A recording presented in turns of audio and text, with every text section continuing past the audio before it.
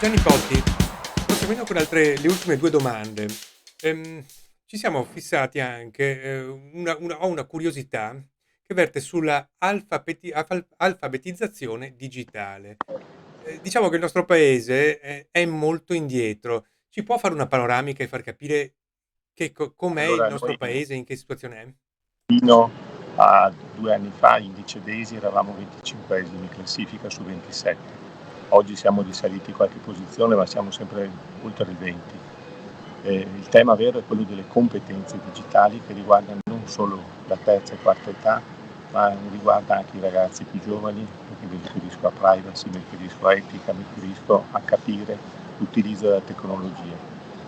Questa sfida è una sfida paese anche questa, e quindi è fondamentale che affrontiamo il tema delle competenze e io dico sempre va diretto il traffico, quindi Camere di Commercio piuttosto che regioni, tutti fanno formazione l'ITS e via discorrendo. Servirà che il governo intervenga e coordini e guidi il traffico. Chiaro, chiaro. Senta, l'ultima domanda.